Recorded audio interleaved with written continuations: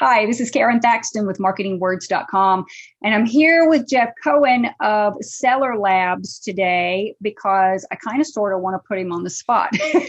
I have lots of questions from lots of Amazon sellers that I've been asked regarding PPC managed services.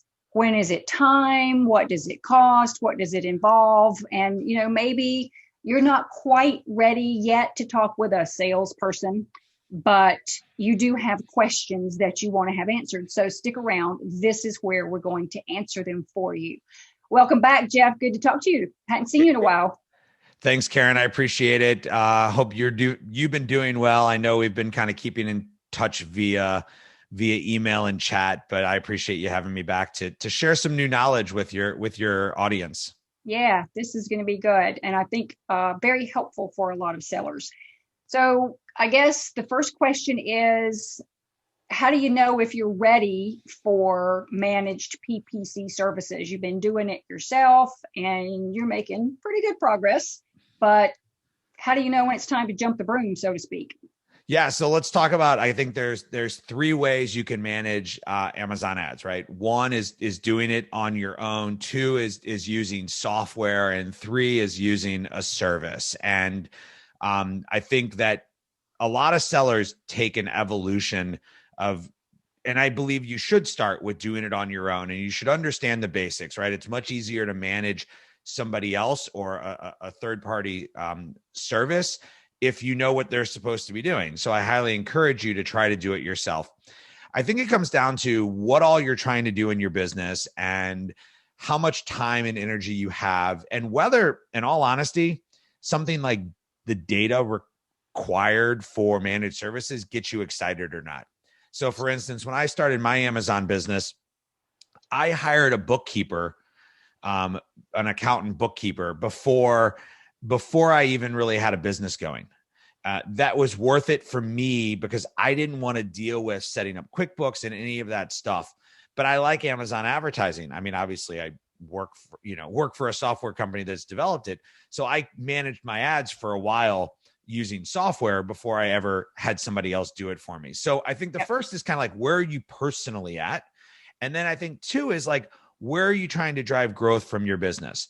And when you hit a point where you can't get any more efficiency out of yourself in what you're doing, that's when you want to bring somebody else in that's an expert. And so let's not say that you necessarily need a managed service. You might need a software that can drive some AI suggestions. And it might be an evolution where you move from somebody doing it, from you doing it, to a software doing it, to a service doing it. Now, if you don't know what you're doing and you're not sure if your accounts are set up correctly or anything like that, you may want to kind of jump to the service side, where you can use somebody else and their expertise. And so like we developed a program called the Quick Start, which is like a 3-month program that understands your goals, designs your campaigns, and kind of gets you started, which is quite frankly where a lot of sellers end up messing up. So some people, it's enough to get by. Some people, they need to jump into it. Some people, it's about, when are you ready to make the investment, right? And so do you look at advertising as an expense, or do you look at advertising as an investment?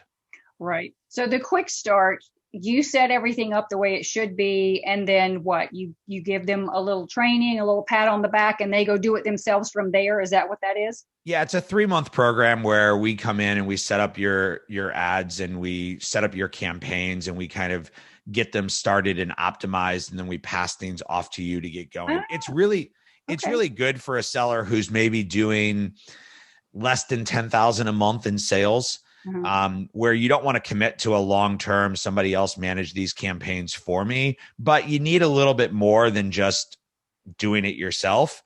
Right.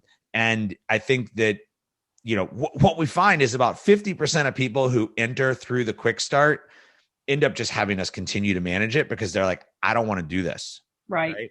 The other 50% go, wow, it's kind of set up and primed, and I can probably use software now to do it myself. Right. And they might just switch over to using our software. So yeah, we just kind of go into it with a short-term, approach, like not a long-term contract. And, ultimately whatever service you use, and even whether you use our service or you use somebody else's, Mm-hmm. that service should have a return on investment for you. Oh, yeah. Right. And so you've got to see that return on investment. And what happens is when your sales are starting off and you're at the, 0 to 5,000 or 5,000 to 10,000, it's really hard to justify the cost of a service because it proportionally just doesn't make sense. It totally scales when you get from 10,000 to 20,000 to 100,000, but it doesn't make sense in the 0 to 10,000 range. And so by knowing that you have kind of a smaller horizon, a smaller commitment, and you're doing it through the quick start, it's a way to kind of wrap it around your head and say, okay, it's going to put me in the right direction, but I'm not committed to anything long-term. Right. And that's a really smart way to do it with the quick start, because if you set everything up incorrectly, you're just hosed. Everything else you do from that point, because the foundation is shaky, isn't going to deliver the results that you're looking for. So I think that's a really smart thing to do. And even if people already have their PPC account, their sponsored ad account already set up and running, they can still go through quick start. Yeah, I would say 90+% of the clients that we take through our managed service program, we end up doing what we call a campaign reorganization. Yeah. We explain this all to you along the way, but there's an organizational structure of how you name your campaigns and how you move things between campaigns. Mm-hmm. And if you don't have that organizationally set up right from the beginning, it really becomes difficult when you start to scale, you start to add new products, you start to add more spending. And so something that may seem very similar to what I started out with, your books, right? If you don't set up your chart of accounts right when you start your QuickBooks, when you come back into your books 6, 12, 18, 24 months later, it's really hard to go back and change your chart of accounts. Yeah. So that's what I did with bookkeeping. I paid somebody to set up my chart of accounts and get my initial stuff all set up, get my reports set up for me. I can go in monthly and I can enter my numbers and assign my cost. I don't need somebody to manage that for me. My business isn't big enough to have to deal with that, but I didn't want to deal with the setup. And so if that's like where you feel you're struggling, that's a great place to start and a great place to kind of do a cleanup, a spring cleaning, if you will, of your ads. Yeah, absolutely. So that's how do you know you're ready? But how do you know if your Amazon listings are ready? Yeah, well, that's a whole different ballgame. It is. So it's called retail readiness, right? And I think it's why we've partnered with you for so long, because there's a combination of what's happening between your ads and your photos and your copy and everything else. And so I think that some of the things you need to be thinking about is, do you have a consistent flow of inventory? Mm-hmm. Right. So if you're constantly having inventory issues, you may want to reconsider. If you are driving a lot of traffic to your page now, but the conversion's really low, your problem probably isn't advertising, it's somewhere else. And I would also say, like, do you have like the basics in place, right? Do you have your listing done? Do you have your A+ content? Do you have your photos in place? Do you have your inventory and your process set up? That's what we call retail readiness. Right. And a product needs to be retail ready before you start investing in advertising. Because remember, advertising, if done correctly, is, and this is the best way I've had it described to me, everything you do in Amazon is a string. And when you go to optimize your listings, you pull up the string. But when you pull up that string, it pulls up a little bit to the left and a little bit to the right. So advertising it is another part of the string that you pull up. Mm-hmm. And so there's nothing that ultimately there's no silver bullet to being successful on Amazon. It's called the 1% marginal gain. So everything you do gives you a 1% marginal gain to make you better. Now, advertising can be a little bit of kerosene, right? Because you can increase your exposure, you can drive more traffic to your page. Mm-hmm. But if you don't have the foundation, right, the foundation of your ads being built, the foundation of your page being built, you're just driving more traffic to a product that isn't going to sell. Or you're going to drive more traffic and you're going to drive your product to being out of stock. And Yeah. so that's probably how I would look at it from just general retail readiness as the term that's used around. Now, you mentioned having their A+ content ready. So that means that they're brand registered. And do you have to be brand registered? What if you have standard listings that are kicking butt and taking names? Yeah, no, you do not have to have A+ content and stores and brand registry. That's not I wouldn't call that like a requirement for advertising. We have wholesalers who do advertising and don't have any brand registry at all. I think that it's around your product and what it needs to be considered retail ready, not necessarily like the definition driven by anybody else. And I think that if you've got a catalog of products, there might be a family that are ready to start with advertising in a family. And then I think it's also like, are you ready to take your business to the next level? Advertising will put more eyeballs on your product. Are you ready for that? And I think that's it sounds weird to say it, but not everybody's really ready for that next phase. And advertising is an investment. And it's I always tell our salespeople, if people keep talking to you about the cost of advertising, they're not good clients for us. The ones that come in and talk about the investment of advertising are great clients, because we can help. And we want to help your account go from 5,000 to 10,000 to 20,000 to 25,000 to 50,000 a month in sales. And advertising is part of that catalyst. And it will also increase your organic sales when you drive ads. Right. Well, and that's a lot of that is just marketing education, though. I mean, they don't understand. People see an expense and that equals a cost of something. And they aren't relating whether it's advertising someplace else, whether it's paying for online software every month or the services of a virtual assistant or something like that. That's outgoing flow. So they lump it in there, and they aren't thinking, I'm dropping seeds in a pot with this one. Right. This is going to come back with that return on investment, and it's going to start to grow that part of my business, which then, maybe they're not viewing it any longer as an expense. They're viewing it as an investment at that point. But I think a lot of people just aren't, their mindset isn't like that. But anyway, that's a totally different presentation we can do, but it's like, what are your goals? This is the simple way to talk about it. Like, what are your goals for the year? Yeah. And instead of looking at yourself as a business that's trying to grow from X to Y, think of your business as a business that's Y and underperforming. Oh, cool. I like that. So you're underperforming. What do you need to do to get your performance up? It's just a different way of thinking about it and a different way of looking at where you're currently at and what you need to do to bridge that gap.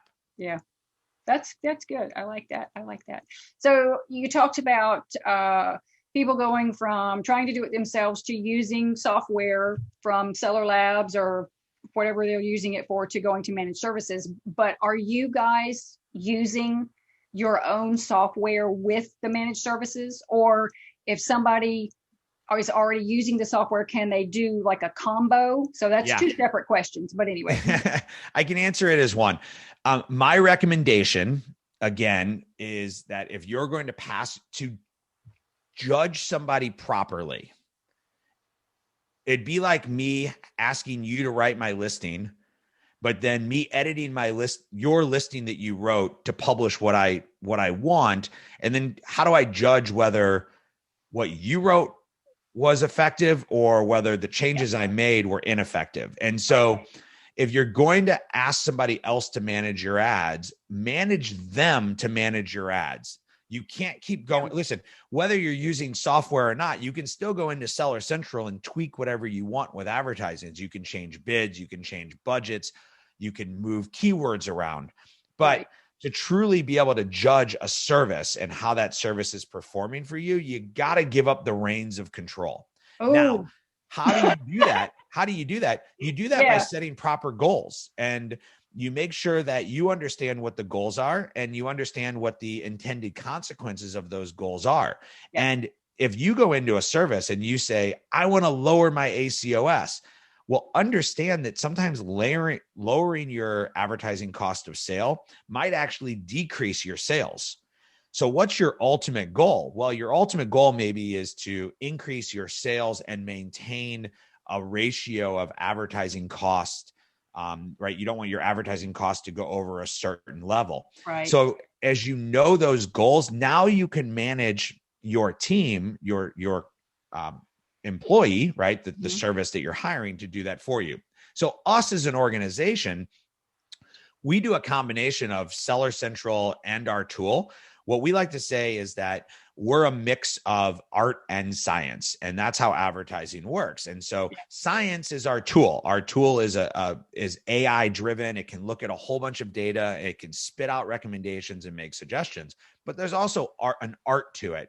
You have to kind of be able to also look at something and say, that doesn't make sense. That keyword doesn't make sense. It doesn't actually describe my product. And so we're not just flat out putting everything into an AI, letting it drive for you and then just pushing buttons. We're actually going into your account. And the way we've set it up is we have 3 layers. So we have an account director who's coming in at the strategy level of your account. I think you've done videos before with Brett and Ed, and those are like our account directors. And then we have account managers who are like your day-to-day contact.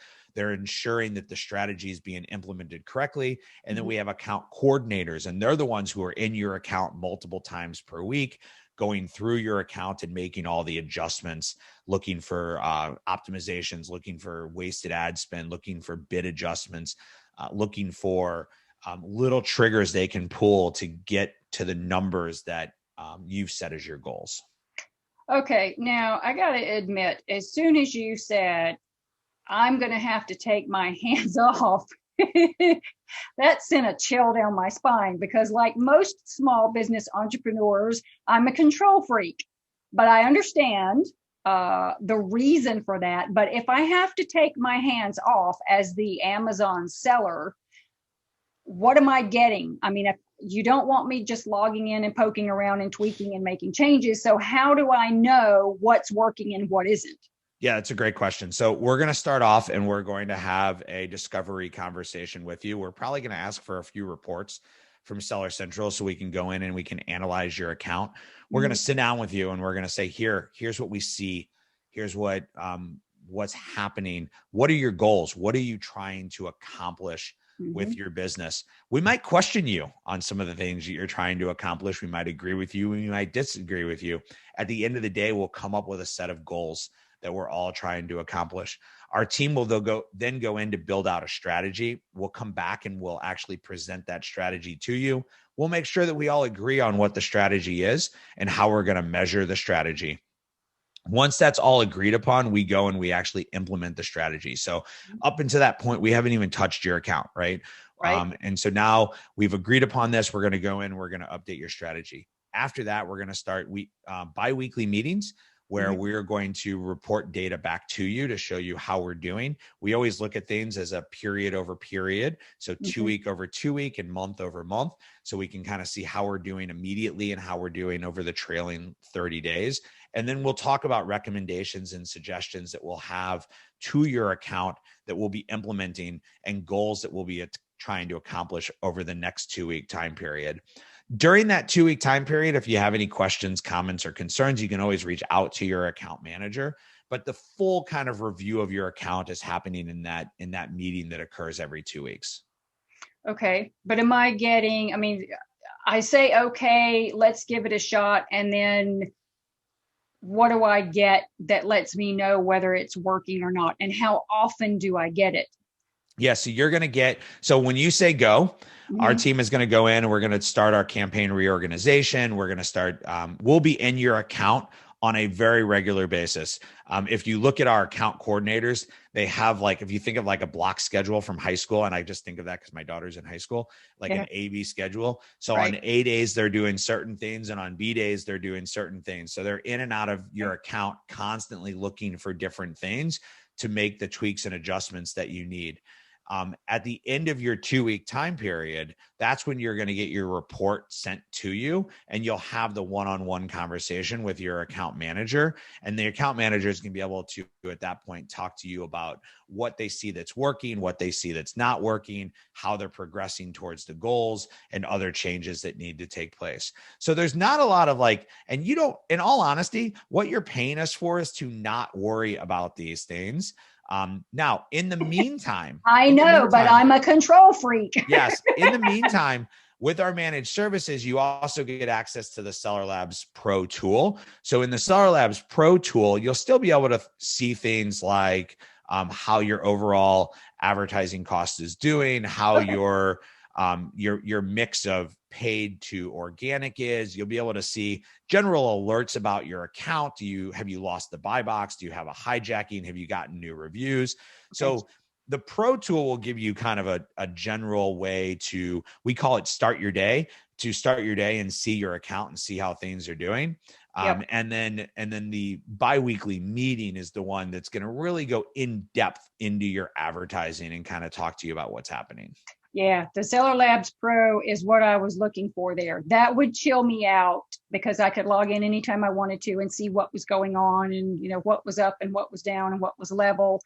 And I didn't have to wait 2 weeks in between getting reports. So that's, the thing with most sellers is we wake up in the morning and the first thing we do is we grab our phone and we check our Amazon sales, right? And so the Start Your Day dashboard on Pro is really designed to be kind of that daily check-in of your business, where you can see your alerts, you can see your notifications, you can see your profitability on a product.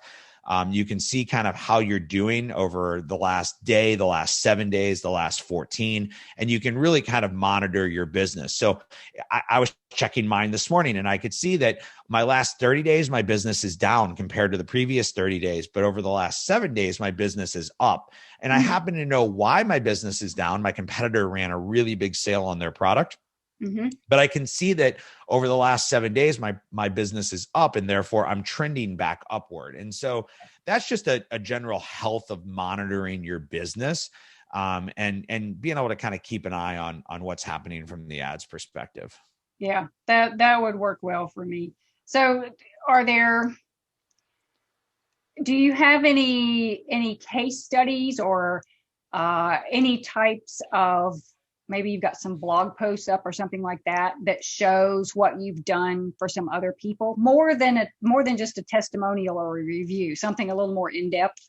Yeah. So I have a couple of case studies. I can give you the links to those so you can share them with other people. Okay. The problem we have with case studies, just to be totally honest with you, and anyone listening can somewhat attest to this, is Amazon sellers don't want to publish their brand and their products. I know. And so we have a lot of generic case studies that say a company in this particular category saw this kind of growth.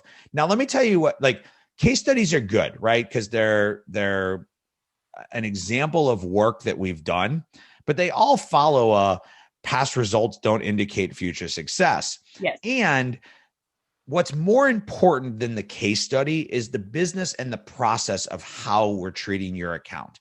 Yep. And if you've done business with Seller Labs in the past, or you've known us in the last 8 years in this industry, we put customers first. We put customer success first. We were one of the first, and we're still one of the only systems that or tools in the market that has phone, email, and chat, where you're talking with real people who are US based in their communication with you. And I think that's what you get additionally with our managed services group, is you have somebody who's going to get on the phone with you. Our account managers are also trained on most of our software. And so they can answer general questions about what's happening in your business. So in addition to having somebody who's helping you manage your ads on a day-to-day basis, you have that extra confidant in the Amazon business to say, hey, have you ever seen Amazon attribution? Have you played with Amazon Post? Have you seen success with Amazon stores?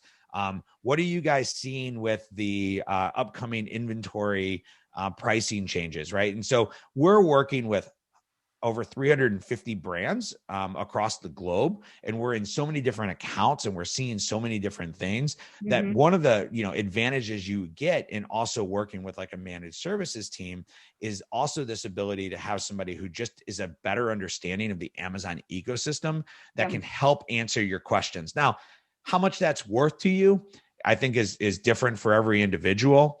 And I think that when you're looking at that and you're looking at like case studies, and I can, everybody who's going to give you a case study is going to tell you how awesome they did with that particular client, right? Like, let's just be real. Nobody publishes case studies about the clients who fail.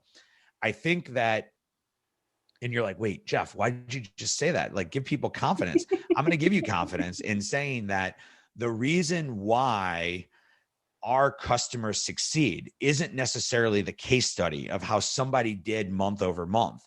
It's about the system and the process that we've built that allows us to customize the advertising strategy for every client that we have. And so we're not going to just plug you in to the same system that the case study went into, because they had different products, they had a different catalog, and they had different goals of what they were trying to accomplish. We're going to plug you into the system that they went into, which will then produce the same results.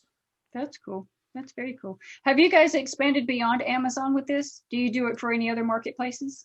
Yeah, so that's a great question. Our team handles advertising for Amazon, Walmart, Facebook, and Google. So cool. If you have a full e-commerce site, we have clients who are selling on Facebook and advertising on Facebook, and they don't sell on Amazon. We have people who are using Facebook to drive traffic to Amazon, Facebook going to your website. So there's a lot of different channels to drive traffic, and you can choose which channel you ultimately want to drive that traffic to. And they all perform slightly differently, right? Yeah. And so, so our team can help you. We maybe start with you with Amazon and help expand and drive more traffic using Facebook or Google or if you're in Walmart.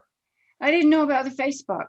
Oh, honestly, I didn't know you were doing Walmart either, but I do get a lot of questions from Amazon sellers about using Facebook ads to drive traffic over to their listing. So that's good to know. I didn't realize you guys were doing that. Yeah, we're actually doing a webinar on it. So I'll give you the link to the webinar and you can add it into your notes below. Yeah. And I think one of the things just quickly with Facebook is that you do have a lot of choices as to whether you're going to lead capture in Facebook, drive them to your website, or drive them to your Amazon listing. And they all perform slightly differently, but it all depends on the goal. Is your goal to collect the email address? Is your goal to drive the actual sale? And so a lot is and then I'll be honest, not every product works with every advertising channel. So some products, if you have a barbecue product, Facebook is great for advertising because I can sub-target all these barbecue community groups, right, and target people that love barbecue. But if you have a very, expensive product or a niche that isn't covered, it's not as easy to drive that traffic. So I don't like to, like I said earlier, I don't like to say that anything is a silver bullet. But sometimes you just have to, experiment and try and see if it's right for driving more traffic to you. Right. And not to hijack our original conversation of Amazon PPC, but with the managed PPC you were talking about, typically it would be somebody who's bringing in $10,000 worth of sales a month. Is there a minimum that you recommend for Facebook advertisers? Yeah. So with our advertising for Amazon, we can make it work if you're doing over 5. You start to see the economies of scale if you're over 10. So what I like to say is, if you're over 5 and you're driving to 10, then the investment of managed services makes sense. Okay. At Facebook, I haven't been working with the Facebook team long enough to truly know that answer to give you a specific answer. Yeah, and I just sort of threw that. Yeah, let me put it this way. Most of the services are going to start at around $1,000 a piece, right? So that's about where they're going to start. So the natural thing is to say $10,000, $1,000 means it's 10% of your expense. And but if you go $5,000, you're at 20% of your expense at $1,000. Mm-hmm. And so that's where I think that's how I kind of justify it in my own head is like, if I'm trying to go from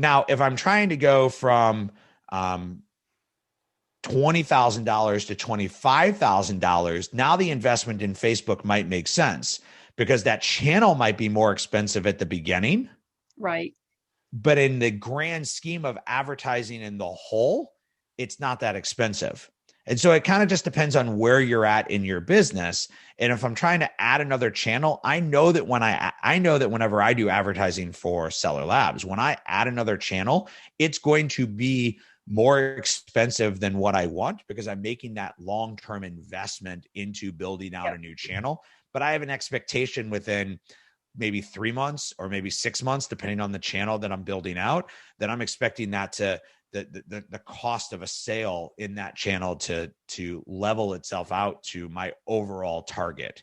And I think that's ultimately, you can look at ads as a percentage of your total sales, and you can also look at the cost to acquire a customer. And then it goes back to, do you have a commodity product that's one-time use, or do you have a repeat product? Well, if you have a repeat product, there's totally different tactics you can use. A lot of our coffee companies that we work with and that type of product, they know what their repeat customer is worth. So they're willing to do more advertising on Facebook in the attempt to get a customer in, because once they have them, they know that they're not worth $20 for a bag of coffee. They're worth about $60 or $70 because they're going to buy it 2 or 3 times. Yeah, food items, beauty items, supplements. There are all sorts of categories that would qualify for repeat customers. Yep. Okay, so that's awesome. I was trying to think. I had some notes jotted down. Let me see if there's anything else I wanted to ask you. I did that, and I did that, and we talked about that, and we talked a little bit about the pricing. I think that's it. I think that's all the questions I had down. It's been very interesting. I learned a lot. Yeah. I mean, here's what I would say to recap. In general, the cost is going to start at around $1,000. Mm-hmm. Just a general number, especially if you work with us. It might be different if you work with other people. Right. I would interview the sales rep as much as the sales rep is interviewing you. Mm-hmm. Maybe ask them about other products in your category, about similar products in your category that they've worked with. Maybe ask them about other companies of your size, and then be honest about where you're at. Truly understand whether you have an advertising issue, if that's the issue you need to grow your business. Because what happens a lot of times is people come in and they think advertising is this silver bullet that'll fix their problem, but they really need a new listing because conversion is their problem. And we see that a lot. And unfortunately, they'll blame the advertising. And we see people jump from agency to agency to agency, like every 3 months. And, when I see that come through on the prospect side, the first question I ask is, why are they jumping?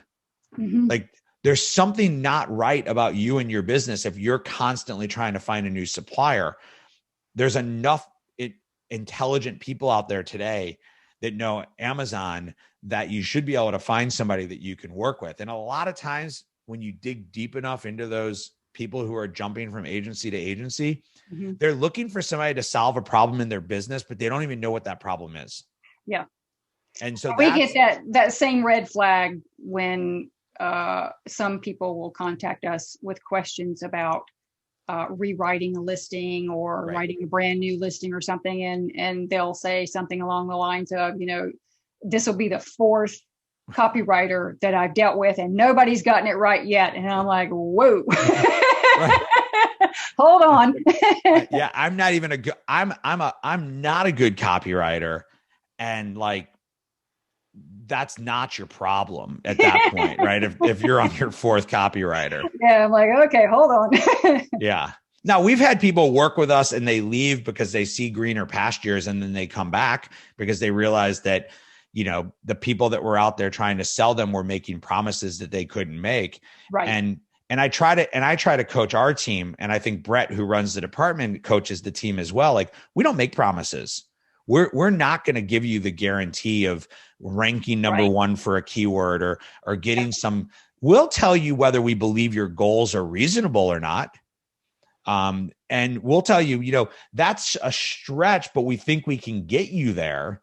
But by no means are we going to tell you that by coming to us, we're going to lower your ACOS and increase your profits, because there's too many things that get involved in the overall process. And you don't want people who are making those kind of promises, because the odds are there'll be an unintended consequence to your business that you didn't even think of when they start to drive your business in one direction or the other. Yeah, we're the same way. That's people that say, you have to provide this, and I want to see top 10 results and so. Copy is but one element that makes for a successful Amazon listing. And we don't control the entire process, nor do we want to. Right. So therefore we can't guarantee you anything. Yeah. Yeah. I can guarantee you that my team will work hard. They'll understand your goals. They will deliver what they promise you they will deliver. But the end result, again, like, you could run out of stock. And there's so many other things that can occur. Like what happened to me, a competitor can come in and drop their price. Our competitor came in and dropped their price by 50%. My sales stopped overnight because I had a $50 product and my competitor had a $39 product and started selling it for $21. Well, $21 versus 50 is a lot different than 39 versus 49. Right. Yep. That's true. Very true. Awesome. I'm going to leave some information below in the description section with some links if you want to explore this some more, if you want to get in touch with Seller Labs, if you have questions. Jeff's going to send me the links to case studies and other information that will be helpful to you as you make a decision about whether you're ready or not. If you have questions and you want to just leave them below in the question section, by all means, for me, for Jeff, we'll come in and we'll answer whatever questions you put down there in order to help you make the best decision that you can, because this is a big step for a lot of people, having somebody else come in and manage their services, or even going in and doing the quick start program to fix things, or to get a good jump if you're thinking about doing PPC ads on Amazon. Also, don't forget what Jeff said about Walmart and Facebook, because those are things that I didn't realize they were doing. So that's also something else that's a benefit to you. But we appreciate you being here, Jeff. Thank you so much. It's always great to talk to you. And thanks, everybody, for watching. And I hope you have a great afternoon, and we'll see you later.